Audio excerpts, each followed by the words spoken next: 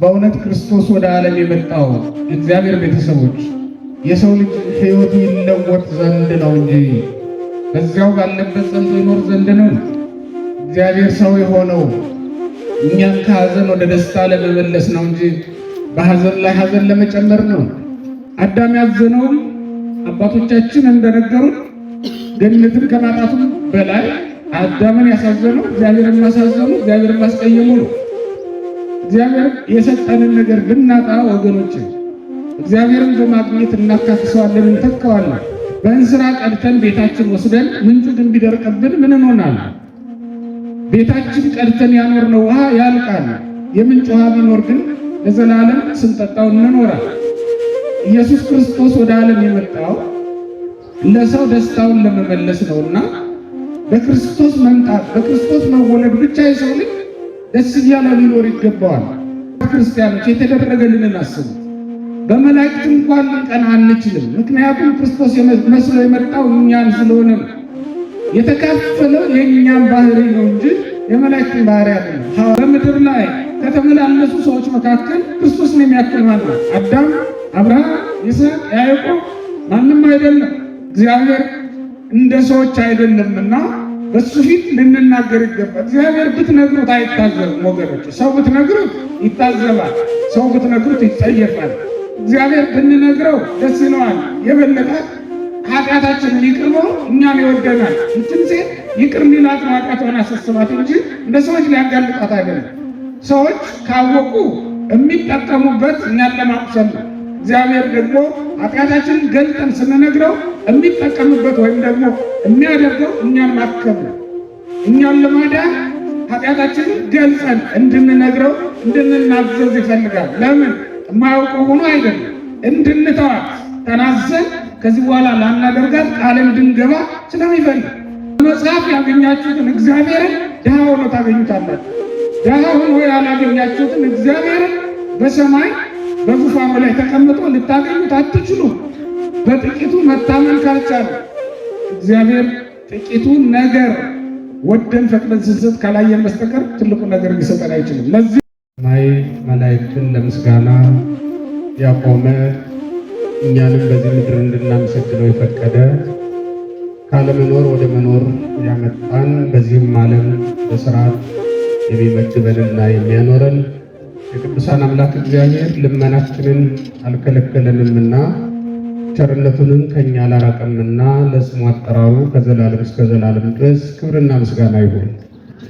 ማምላክ ወላዲተ አምላክ ቅድስት ድንግል እመቤታችን ከእግዚአብሔር ጋር የተገናኘንባት ድልድያችን፣ እግዚአብሔርን ለማየት የበቃንባት መስታወታችን፣ ለመታረቅም ምክንያታችን እሷ ናትና የአጥንታችን ፍላጭ የሥጋችን ቁራጭ ሆና የተሰጠችን በእሷም ምክንያት ስርየተ ኃጢአት የተደረገልን ከእግዚአብሔርም ጋር እርቅ የተፈጸመልን ነንና እሷን የሰጠን መድኃኔዓለም ክብርና ምስጋና ለእርሱ ይሆንልን።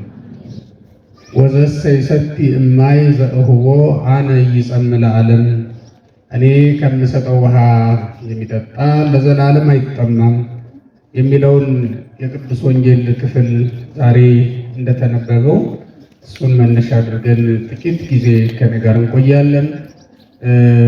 እንደሰማችሁት ታላቁ መምህራችን ክቡር ዶክተር ዘበነ ለማ መጥተዋል። እሳቸው እስኪመጡ ድረስ ነው የማስተምረው። መድረኩን መጥተው ሲረከቡ እኔ ለመማር እንደናንተ ቁጭ እላለሁ ማለት ነው። እስከዚያ ድረስ የምንማርበት የትምህርታችን ርዕስ የዮሐንስ ወንጌል ምዕራፍ 4 ቁጥር 12 ላይ የሚገኘው ነው። ቃሉም እኔ ከምሰጠው ውሃ የሚጠጣ ለዘላለም አይጠማም ነው የሚለው። እስኪ በሉት ይህን ቃል የሰማችሁን ሁሉ በሉ። እኔ ከምሰጠው ውሃ የሚጠጣ ለዘላለም አይጠማም። መድኃኔዓለም የማያስጠማውን ውሃ ለሁላችንም ያድለን።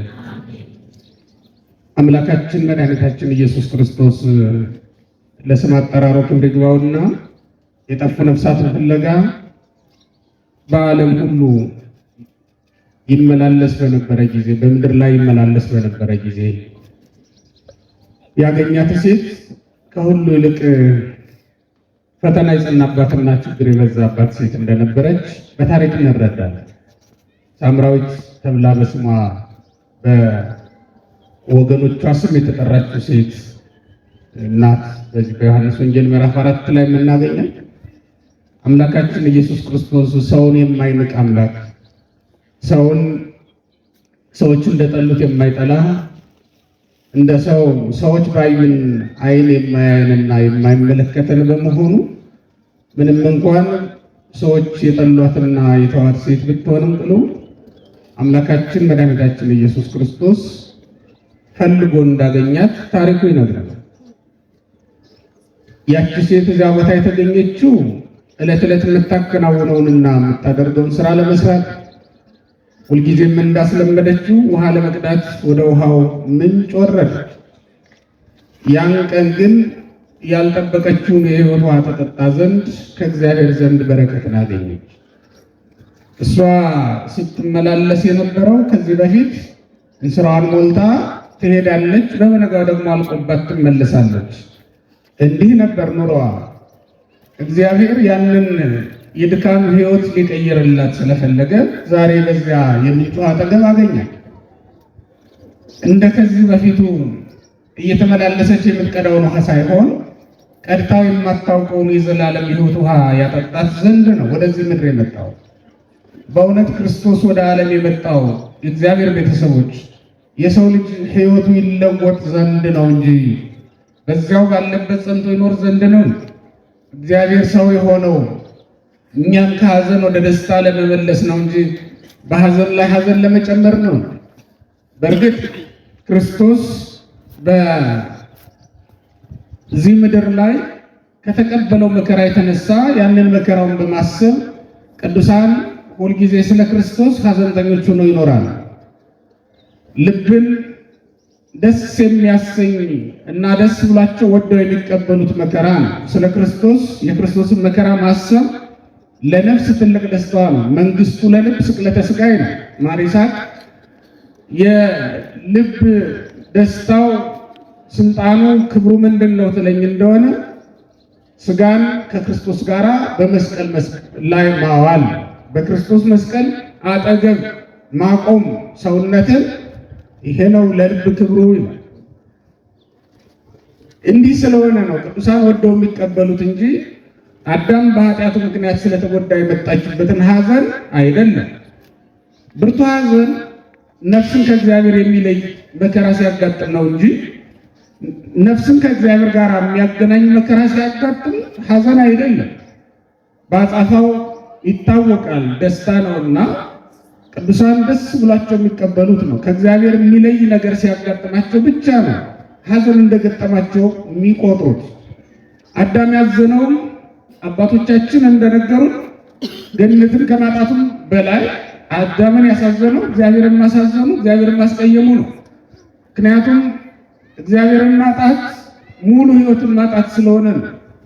እግዚአብሔር የሰጠንን ነገር ብናጣ ወገኖች እግዚአብሔርን በማግኘት እናካክሰዋለን፣ እንተካዋለን። እግዚአብሔርን ግን ብናጣና የሰጠንን ነገር ይዘን ብንቀር ምን እናገኛለን? ምንም አናገኝ። በእውነት የምንጩን ውሃ በእንስራ ቀድተን ቤታችን ወስደን ምንጩ ግን ቢደርቅብን ምን እንሆናለን? ቤታችን ቀድተን ያኖርነው ውሃ ያልቃል። የምንጭ ውሃ ቢኖር ግን ለዘላለም ስንጠጣው እንኖራለን። ኢየሱስ ክርስቶስ ወደ ዓለም የመጣው ለሰው ደስታውን ለመመለስ ነውና በክርስቶስ መምጣት በክርስቶስ መወለድ ብቻ የሰው ልጅ ደስ እያለ ሊኖር ይገባዋል። ሁሉን ነገር ቢያጣም ማለት ነው። እግዚአብሔር ዛሬ ሀብት ባይኖረኝ፣ ዛሬ ሰዎች እንዳላቸው ክብር መጠን ባይኖረኝም ክርስቶስ የመጣው እኮ ለእኔ ነው በሚለው ነገር ብቻ ተደስቶ መኖር ይገባዋል። የሰው ልጅ ክርስቶስ የመሰለው እኔን ነው ብሎ በመላእክት እንዳንቀና በእውነት ክርስቲያኖች የተደረገልንን አስቡት። በመላእክት እንኳን ልንቀና አንችልም። ምክንያቱም ክርስቶስ መስሎ የመጣው እኛን ስለሆነ ነው። የተካፈለው የእኛን ባህሪ ነው እንጂ የመላእክትን ባህሪ አይደለም። ሐዋርያው ቅዱስ ጳውሎስ እንዳስተማረ የነሶ ለዘነሶ መላእክት ዘእንበለ ዳይሞም ዘራ አብርሃም ነው። ከአብርሃም ወገን ነው እንጂ ሰው የሆነው ከመላእክት አይደለም። የነሳውን ሥጋ የነሳውን ባህሪ ያገኘው ከመላእክት አይደለም ነው። በማን ልንቀና እንችላለን? በእውነተኛ ክንፍ ባላቸው ባለ 6 ክንፍ መላእክት እንኳን እንዳንቀና ይህንን የምነግራችሁ ከሥላሴ አንዱ ከኛ ወገን ሆኖ ተቆጥሯል። እኛ ስንቆጠር አብሮ የተቆጠረ ከኛ መካከል አብሮ የተቀመጠ ከኛ ጋር አብሮ የበላ የጠጣ ከሥላሴ ከሦስቱ አካላት አንዱ እግዚአብሔር ወልድ ሰው ሆኖ ወደ ዓለም የመጣው መልአኩ ነው አይደል? ስለዚህ በመላእክት እንኳን ልንቀና አንችልም። በምድራውያን ባለጠጎች እንዴት ልንቀና እንችላለን? በመላእክት እንኳን የማንቀና ከሆነ በምድራውያን ባለስልጣናት እንዴት ልንቀና እንችላለን? በምድር ባለው ክብር ሁሉ ልንማልልና ልንቀና ልንመሰጥ በፍጹም አንችልም። ምክንያቱም ክብርን ሁሉ የጠቀለለው ጌታ የኛ ስለሆነ የኛ ራስ ሆኖ ስለተጠራ የሱ አካል የሱ ሕዋስ ስላደረገ በዚህ ደስ ይለናል እንጂ በሌላ ነገር አይደለም። ወገኖች በምንም ነገር ደስታችን ፍጹም ሊሆን አይችልም በክርስቶስ ደስ የማንሰኝ ከሆነ። ስለዚህ ክርስቶስ ወደ ዓለም እኛን መስሎ በመምጣቱ ደስ ሊለን ይገባል። ከሀብታም ወይም ከድሃ መወለዳችን አይደለም ለሐዘናችን ለደስታችን ምክንያት መሆን ያለበት። ከትልቅ ወይም ከትንሽ መወለዳችን አይደለም። ዋናው ቁም ነገር ከክርስቶስ መወለድ ለኛ በቂ ነገር ነው። ምክንያቱም በምድር ላይ ከተመላለሱ ሰዎች መካከል ክርስቶስን የሚያክል ማን ነው? አዳም፣ አብርሃም፣ ይስሐቅ፣ ያዕቆብ ማንም አይደለም፣ ማንም አይደለም። ስለዚህ ከክርስቶስ በመወለዳችን ብቻ ደስ ሊለን ይገባል። ይህችን ሴት ሐዘኗን ሊለውጥላት ነው የማይመጣው። በምትመላለስበት በዛ ዘወትር በምትደክምበት በምትወጣ በምትወርድበት ስፍራ በዚያ ጎዳና ላይ እግዚአብሔር አገኛት ነው። ሁልጊዜ በምንወጣበት በምንወርድበት መንገድ ሁሉ ተገኝቶ እግዚአብሔር እንዲባርከን ቅዱስ ፈቃዱ ይሁንልን። ስለ ሁሉም ነገር እግዚአብሔር ስሙ የተመሰገነ ነው። አሁን እዚህ ላይ ማየት ያለብን እግዚአብሔር ቤተሰቦች በምትወጣበት በምትወርድበት መንገድ ምንም እንኳን እቺ ሴት ከኃጢአተኞች ሰዎች አንዷ ብትሆን ችግር አይኑን አፍጥጦ መጥቶባት አሁን ያለችው የምትኖረው በተደበቀ ኃጢአት ውስጥ ነው። ሰው በማያውቀው ኃጢአት ውስጥ ትኖራለች። ያ ማለት ምን ማለት ነው? ኢየሱስ ክርስቶስ እንደነገራት እንደገለጠው ማለት ነው። እግዚአብሔር የሚያውቀው እኛ የሰወርነው ብዙ ኃጢአት አለ አይደል? አንዳንዱን ተገደን የገባንበት ሊሆን ይችላል። እንደ ሰውኛው መውጣት አልችልም በቃ አማራጭ የለኝም ብለን የገባንበት ሊሆን ይችላል። ተገደን የገባንበት አንዳንድ ጊዜም ደግሞ ልማድ ሆኖ እንደው በሰዎች ዘንድ ከበሬታን ለማግኘት ብለን ያደረግነው ሊሆን ይችላል። እቺ ሴት የተደበቀው ኃጢአቷ ምንድነው? 5ኛ ባል ነው የነበራት። ባሏ አይደለም ግን ደግሞ በስሙ ትጠራበታለች። ከዚህ በፊት 5 ባሎች የነበሯት ሴት ናት። ጌታ እንደነገረን ቀድሙሳ 5 ወደው ነገሩ ምስለጭ ነው ያላት። 5 ባሎች የነበሯት ሴት ናት። እንዲህ ባለ ሕይወት ውስጥ ስትኖር ምንም እንኳን ከሰው ተደብቃ ተለይታ ብትኖር ከእግዚአብሔር ግን መለየት አልቻለችም። እግዚአብሔር የሚያውቀው ሰዎች ግን የማያውቁት በደል ይኖራል። ክርስቲያኖች እግዚአብሔር እንደ ሰዎች አይደለምና በሱ ፊት ልንናገር ይገባል። እግዚአብሔር ብትነግሩት አይታዘብም ወገኖች። ሰው ብትነግሩት ይታዘባል፣ ሰው ብትነግሩት ይጸየፋል። እግዚአብሔር ብንነግረው ደስ ይለዋል። የበለጠ ኃጢአታችንን ይቅር ነው እኛን ይወደናል። ይችን ሴት ይቅር ሊላት ነው ኃጢአቷን አሳስባት እንጂ እንደ ሰዎች ሊያጋልጣት አይደለም። ሰዎች ካወቁ የሚጠቀሙበት እኛን ለማቁሰል ነው። እግዚአብሔር ደግሞ ኃጢአታችንን ገልጠን ስንነግረው የሚጠቀምበት ወይም ደግሞ የሚያደርገው እኛን ማከም ነው። እኛን ለማዳን ኃጢአታችንን ገልጸን እንድንነግረው እንድንናዘዝ ይፈልጋል። ለምን? የማያውቀው ሆኖ አይደለም፣ እንድንተዋት ተናዘን ከዚህ በኋላ ላናደርጋት ቃል እንድንገባ ስለሚፈልግ። ምክንያቱም ሰው ኃጢአቱን ሲያደርጋት እንጂ ሲናገራት ያፍራል። እያፈረ ካፈረ ይተዋታል ማለት ነው። ለዚህ ነው እንድንናገራት እንድንናዘዛት የሚፈለገው ለዚህ ነው ማለት ነው። ስለዚህ ክርስቲያኖች እግዚአብሔር በሚያውቀው በማይጠቅሙ ሕይወት ውስጥ ያላችሁ ክርስቲያኖች እግዚአብሔር ዛሬም በመንገዳችሁ ላይ ቆሞ እየጠበቃችሁ እንደሆነ ልታስቡ ይገባል። ዛሬ እግዚአብሔር ቃሉን እንድትሰሙ ያደረጋችሁ መንገዳችሁ ላይ ቆሞ በሕይወት መንገዳችሁ ላይ መጥቶ ንስሐ እንድትገቡ ስለሚፈልግ ነው። እንድትወጡ ከዚያ ከተሰወረው ኃጢአት እንድትመለሱ ስለሚፈልግ ነው እግዚአብሔር። ምክንያቱም ይዞልን የመጣ ለዘላለም የማያስጠማ የሕይወት ውሃ አለ ሊሰጠን የሚፈልገው። አሁን ካለን ሀብት የሚበልጥ አሁን ከምንጠጣው የሚበልጥ ደስ የሚያሰኝ አሁን ከምንበላው የሚበልጥ ደስታን የሚሰጥ ጸጋን የሚሰጥ ነገር እግዚአብሔር ይዞልን መጣ። የማያልቅ ጸጋን ማለት ነው። ይችን ሴት እኮ ሲያገኛት ምንድን ነው ያለው? መጀመሪያ ከሷ ነው ውሃ የለመነው፣ ግን በኋላ ቃል የገባላት የማያስጠማውን ውሃ ከሱ እንደሚሰጣት ነው። ጥቂት ነገር ከኛ ይቀበላል፣ ግን ደግሞ ብዙ ነገር አድርጎ ይመልሳል። ክርስቲያኖች እግዚአብሔር እንዲህ ያለ ባለጠጋ ነው። ጥቂት ነገር ስጡኝ ይላል፣ ግን ብዙ አድርጎ ይመልሳል። ምድራዊውን ነገር ስጡኝ ይላል፣ ሰማያዊውን ጸጋ ይሰጣል። የሚያልፈውን ነገር ከኛ ይቀበላል፣ የማያልፈውን ጸጋ ለኛ ደግሞ መልሶ ይሰጠናል ማለት ነው። እግዚአብሔር አንዳች ነገር ከጠየቀ ብዙ ነገር ሊሰጥ አስቧል ማለት ነው። እግዚአብሔር ካንተ ጥቂት ትንሹን ነገር ከጠየቀ ትልቁን ነገር ለአንተ ሊሰጥ አስቧል ማለት ነው። እግዚአብሔር ልብህን ስጠኝ ብሎ ከጠየቀ በእውነት ልባችንን ብንሰጠው በጸጋ ሞልቶ ሊመልስልን አስቧል ማለት ነው። እግዚአብሔር እኛን ከጠራ ወደ ቤቱ እንድመጣ ከፈለገ ሊሾመን አስቧል ማለት ነው። ሊቀድሰን አስቧል ማለት ነው። እግዚአብሔር በእውነት መጽሐፍ እንድንመለከት ካሰበ ካዘዘን እንድናነብ ካዘዘን አይኖቻችንን ሊባርካቸው አስቧል ማለት ነው። ወደ መንግስቱ ወደ ርስቱ እንዲያዩ እንዲመለከት እሱን እንዲያዩ ለማድረግ የሰው ልጅ እኮ እግዚአብሔርን ከማየት በፊት ቅዱሳት መጻሕፍትን መመልከት አለበት ወገኖች። እግዚአብሔርን በመጽሐፍ ካላወቃችሁ ልታውቁት አትችሉም ወገኖች። እግዚአብሔርን በመጀመሪያ በመጽሐፍ ታገኙታላችሁ። በመጀመሪያ በምን ነገር በምን ታገኙታላችሁ? በመጽሐፍ ታገኙታላችሁ። በመጽሐፍ ያገኛችሁትን እግዚአብሔርን ድሃ ሆኖ ታገኙታላችሁ። ድሃ ሆኖ ያላገኛችሁትን እግዚአብሔርን በሰማይ በዙፋኑ ላይ ተቀምጦ ልታገኙት አትችሉም። ስለዚህ በመጀመሪያ እግዚአብሔርን በመጽሐፍ እዩት፣ ፈልጉት፣ አግኙት። ከዚያ ቀጥሎት በምድር ላይ ያሉ ድሆች የእግዚአብሔር መልእክተኞች ናቸው። ምክንያቱም ጌታ ከታናናሾቹ ለአንዱ ያደረጋችሁት ለእኔ ማድረጋችሁ ነው ስለሚል ታናናሾችን ልኳል እግዚአብሔር።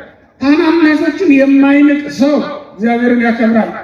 ታናናሾችን ያከበረ ሰው ነው እግዚአብሔርን እንዳከበረ የሚቆጠርለት ማለት ነው። እግዚአብሔርን ድሃ ሆኖ አይተኸው ንቀኸው ካለፍ እርግጠኛ ነኝ በሰማይ በዙፋኑ ላይ ሆኖ ልታገኙ በፍጹም አትችልም። በመላእክት ታጅቦ ልታገኙ አትችልም። እዚህ በጨርቅ ተጠቅልሎ አይተህ ንቀህ ካለፍከው እንዴት ልታገኙ ትችላለህ? እንደ ሰብአ ሰገል መሆን ነው ክርስቲያኖች። እምነታችን እንደ ሰብአ ሰገል መሆን አለበት። በጨርቅ የተጠቀለለውን በበረት የተጣለውን ጌታን ያገኙት መጀመሪያ ነው። በዙፋን የተቀመጠውንና በእሳት መጎናጸፊያ የተጠቀለለውን ክርስቶስን አይደለም ያገኙት በቀጥታ በመጀመሪያ ያገኙት በጨርቅ ተጠቅልሎ በግርግም ተጥሎ ነው ያገኙት። በአይነ ሥጋ ድሃውን በአይነ ነፍስ ደግሞ የዘላለም ባለጠጋ የሆነውን ክርስቶስን ተመልከቱ ወገኖቼ። ድሆችን ባገኛችሁ ጊዜ እንደዛ ነው ማየት የሚያስፈልገው። በጥቂቱ መታመን ካልቻለ እግዚአብሔር ጥቂቱን ነገር ወደን ፈቅደን ስንሰጥ ካላየን በስተቀር ትልቁን ነገር ሊሰጠን አይችልም። ለዚህ ነው በመጀመሪያ ውሃ ጠጭኝ አላት። ይሄ ውሃ እኮ እንኳን እሷን ለዘላለም ሲያመላልሳት የሚኖር ጉዳይ እንደሆነ ያውቃል። እሷ ዛሬ ተወስናለች፣ ነገ ደግሞ ተመልሳ ትመጣለች። ይህን ሁሉ ድካም የማያስቀርላትን ውሃ እሱ ደግሞ ስጭኝ ይላታል። ምን ያደርግለታል? እሱ የዘላለም የሕይወት ውሃ ምንጭ ከሱ እየተገኘ ዓለም ሁሉ ቢጠጣው የማያልቀው ውሃ ከሱ እየመነጨ እሱ ምን ያደርግለታል ያላችሁኝ እንደሆነ ይህ መግቢያ ነው። እግዚአብሔር ሰዎችን ለማዳን የሚጠቀምበት መግቢያ ነው። ክርስቲያን ይህ እኮ መግቢያ ነው ወገኖች። ጸልዩ ያላችሁ እግዚአብሔር ያ መግቢያ ነው። እናንተን ለማዳን እናንተን ለመጎብኘት መግቢያ በር ነው። ያ ጸሎት ያቻችሁ ጸሎታችን ለቅዳሴ እንድትመጡ የተፈለጋችሁት እኮ መግቢያ ነው። እናንተን ለመርዳት ለማዳን የሚጠቀምበት ነገር ነው። ዝሆንን በገመድ እንዲያስሩት፣ በሬን በገመድ አስረው እንዲጎትቱት፣ እኛንም በዚህ ትንሽ ነገር አስረው ወደ እሱ ሊያቀርበን ስለፈለገ ወደ ራሱ ሊያስጠጋን ስለፈለገ ነው እንጂ ለሌላ ነገር አይደለም ወገኖች። ይቺ መግቢያ ናት ለመዳን ለመጠቀም የእግዚአብሔርን ጸጋ የእግዚአብሔርን በረከት ለማግኘት የምንገባባት ነገር ናት እንጂ እፍኝ ውሃ ሰጥተህ ለዘላለም የማያስጠማውን ውሃ ትቀበላለህ። ሐይቅ ባህር ትቀበላለህ። ይሄ ምንድን ነው? ሐይቁም ባህሩም ይነጥፋል እኮ አይደለም። ሐይቁም ባህሩም በየብስነት ይለወጣል አይደለም? ይለወጣል። ተራራውም ይናዳል፣ ይጠፋል አይደለም? እግዚአብሔር ተራራውን ሁሉ ቢሰጠን ምን ይጠቅመናል? እግዚአብሔር ባህርን ሁሉ ቢሰጠን ምን ይጠቅመናል? ይልቁንም ለዘላለም አንድ ጊዜ ጠጥተውት የማያስጠማውን የሕይወት ውሃ ራሱን ቢሰጠን አይሻልም? ሊሰጠን የመጣው ለዘላለም የማያስጠማውን የሕይወት ውሃ ራሱን ነው ሊሰጠን የመጣው። ይህን ለመስጠት ነው ውሃ ጠጪኝ የሚለው እግዚአብሔር። ይህን ለመስጠት አስራት አውጡ ቢል እግዚአብሔር እኮ የእኛን ሀብት ለመባረክ የእኛን ሕይወት ለመቀደስ የሚጠቀምባት መግቢያው ናት ለእግዚአብሔር ወገኖች። ይቺ በጣም ጥቂቷ ናት። አንደበታችንን ለምስጋና መፈለጉ እግዚአብሔር በአንደበታችን በኩል ሰውነታችን ሁሉ የተቀደሰ ይሆን ዘንድ ስለሚፈልግ ነው እግዚአብሔር። አንዷን ሕዋሳችንን ለእግዚአብሔር አስገዝተን መላ ሰውነታችንን አስባርከን መመለስ ይሄን የተፈቀደልን ለዚህ መግቢያ ነበር ማለት ነው። የሱ ጥያቄ ውሃ ጠጭኝ የሚለው እንጂ ውሃ ቸግሮት እንዳልሆነ በኋላ አነጋገሩ ይታወቃል። የእሷን ድካም ለማራቅ ለማስቀረብ ነው። ወገኖች ይህን ዓለም ለመስራት ስንት ቀን ደከምን። በገዛ ጥበባችን የምንሰራው መስሎን፣ በራሳችን ጉልበት የምናንጸው የምናቆመው መስሎን ለዚህኛው ቤታችን ስንት ቀን ተመላለስን፣ ስንቱን መከራየን፣ የስንት ሰው ፊት ገረፈን፣ ከስንት ሰው ጋር ተሟገትን፣ ከስንት ሰው ጋር ታገል፣ በስልጣን ታገል፣ በትምህርት ታገል፣ በእውቀት በሀብት ታገል ይህንን ዓለም ለማሸነፍ ግን አላሸነፍነውም። ብዙዎቻችን አላሸነፍንም እስከዛሬ ድረስ። ይችን ሴት እንደዚያ አላሸነፈችም። እንድታሸንፍ ነው ክርስቶስ የመጣላት። ልብ በሉ። ለዘላለም የማያስጥማው መጠጥ ይዞላት መጣ። ከዚያ ሁሉ ጭንቀት፣ ከዚያ ሁሉ ድካም ሊገላገላት ሊያረቃት መጣ። ሁለንተናዋን ለእግዚአብሔር እንድትሰጥ የሕይወት ውሃ ምንጭ ራሱ ነው። እሱን ራሱን ይሰጣታል። ከዚያ በኋላ እሷ ራሷ የሕይወት ውሃ ምንጭ ትሆናለች። በእሱ ያመኑ ሁሉ እንደዚያ ናቸው። አፍላገማ ሕይወት ሕዝብ ከእርሱ ነው የሚለው። የሕይወት ውሃ ምንጭ ከእሱ ይፈልቃል። በክርስቶስ ያመነ ሁሉ ይሄ ነገር ይደረግለታል። ይሄ ቃል ኪዳን ይፈጸምለታል። ለዚህች ሴት የተሰጣት ጸጋ ምንኛ ታላቅ ነው በእውነት ክርስቲያኖች። እሷ ምድራዊውን ስትፈልግ እግዚአብሔር ሰማያዊውን ነገር አቀረበላት። እኛ በጸሎታችን ሁሉ ምድራዊውን ነገር እንለምናለን፣ እግዚአብሔር ደግሞ ሰማያዊውን ነገር ይሰጣል። እኛ ለምድራዊው ነገር ብዙ ጊዜ እናጠፋለን፣ እግዚአብሔር ደግሞ ሰማያዊውን ነገር ለእኛ ያዘጋጃል። እኛ በዚህ ምድር ላይ ሰውኛውን ስንኖር እግዚአብሔር ደግሞ በሰማይ የምንኖርበትን ስፍራ ያዘጋጃል። እሷ ያንን የተለመደውን ነገር ፍለጋ ነበር ሄደች። ከዚህ እንውጣ ወገኖች፣ ከተለመደው ነገር መውጣት ያስፈልጋል። ልመናችን እንደተለመደው ሆኖ መቀጠል የለበትም። ጸሎታችን መለወጥ አለበት። መንግስት ትምጣ ነው መሆን ያለበት። የእግዚአብሔር መንግስት የሚሽት ልብ ሊኖረን ይገባል። የእግዚአብሔር መንግስት ማየት፣ መመኘት፣ መናፈቅ ያስፈልጋል። መጠማት ያለብን በናፍቆት ውስጥ መውደቅ ያለብን ለምትመጣው የእግዚአብሔር መንግስት ነው። ለምትሰጠን ክብር፣ ለምናገኛት ሰማያዊ ጸጋ፣ ለምድሩ አይደለም ለሰማዩ፣ በሰማይ ላለው ከሰማይ ለሚመጣው ነገር፣ ከሰማይ ለሚመጣው ጸጋ መዘጋጀት ያለብን ለዚያ ነገሮች። የምድሩንም አየነው እኮ ብዙ ደከም፣ ብዙ ወጣን ወረድ። እግዚአብሔር መጥቶ ካልገላገለን በስተቀር እንዴት ይሆናል? መች ይሆናል? ዛሬ የሰበሰብነው ነገር ይበተናል። ዛሬ የቀዳነው ያልቃል። ዛሬ የጀመርነው ያልቃል ብለን ባላሰብንበት ጊዜ ያልቃል። የዚህ ዓለም ነገር እንዲያ ነው ወገኖች። ገና ስንጀምረው ገና ስንጨብጠው ይጠፋል። ስለዚህም ለማይጠፋው ለእግዚአብሔር መንግስት መዘጋጀት ያስፈልጋል። ኢየሱስ ክርስቶስ ያላት ይህንን ነው። እኔ ከሚሰጠው ውሃ የሚጠጣ ለዘላለም አይጠማም ያለ። እሱ የሚሰጠው ውሃ ትምህርቱ ነው ወገኖች። የሚሰጠን ትምህርት በቅዱስ ወንጌል የተጻፈው ያስተማረው የሰበከው እሱ ነው። የዘላለም ሕይወት የማያስጠማው። ሐዋርያት አልተጠሙም። ከዚያ በኋላ እነሱ የተዉት የገሊላ ባህርን ነበር፣ ግን መላውን ዓለም ሰጣቸው። እነሱ የጣሉት መረብና መርከብ ነበር፣ ግን ቤተክርስቲያን ሰጣቸው። እነሱ የተዉት ገሊላን ነው፣ ግን እግዚአብሔር ዓለምን በሙሉ ሰጣቸው። ይህም ብቻ አይደለም፣ በሰማይም ያለውን ርስቱን በስማቸው መዘገበላቸው። ዮሐንስ በራእዩ እንደተመለከተው በመሰረቱ የተጻፈው የበጉ ሐዋርያት ስም ነበር ይላል። የ12 ሐዋርያት ስም በወንጌል ላይ በማቴዎስ ወንጌል ምዕራፍ 10 ስንመለከት ስማቸው ተጽፏል። በሰማይ ደግሞ በርስቱ በመንግስተ ሰማያት በመሰረቷ ላይ ስማቸው ተጽፏል። ይህን ጸጋ ይህን ክብር ነው ያገኙት ወገኖች። አይሁድ ከመቅደስ አባረሯቸው፣ እግዚአብሔር ግን በሰማያዊቷ መቅደስ ዋና አደረጋቸው። ምን ቸገራቸው? የምድሩን ቤተ መቅደስ ሮማውያን መጥተው አፈረሱት። አለቀ፣ ታሪኩ ተሻረ። በምድር ላይ ሆነ የለም ለዘላለም። አይሁድ ራሳቸው አያዩትም፣ አያገኙትም። አሁን ፍርስራሹ ነው ያለ። አሁን ኢየሩሳሌምን የሚጎበኝ ማንኛውም ሰው አንዱ ግድግዳ ነው የቆመው ከሰሎሞን ቤተ መቅደስ አንዷ ግድግዳ። እንዲህ ቤት 4 ግድግዳ አለው በትንሹ አይደል? ከአራቱ አንዱ ነው ያለው ማለት ነው። አይሁድ ያንን ተጠግተው ያለቅሳሉ። ዛሬ በጀርባው መስጊድ ነው ፈርሷል። ሮማውያኑ ስለሆነ ሌላ ሰጥተውታል። ፍርስራሽ ነው ያለው። ከዚያ መቅደስ ነው ክርስቶስን ያስመጡት። ተመልከቱት። ለክርስቶስ የከለከሉትን ሌሎቹ መጥተው አፈረሱባቸው። ወገኖቼ ለእግዚአብሔር ብትከለከሉት ሌላ ይበላው የለም እንዴ? አስራት አድርጋችሁ ባትሰጡት፣ አስራቱን ብትከለከሉት ገንዘባችሁ ሌላ ይበላው የለም? ወገኖቼ ጉልበታችንን ለእግዚአብሔር ብንሰውረው፣ ባንሰግድበት፣ ባንቆምበት፣ አንደበታችንን ከምስጋና ብንከለክለው እግዚአብሔር በደዌ ይዘጋው የለም እንዴ? ደዌ ሞት ይዘጋው የለም?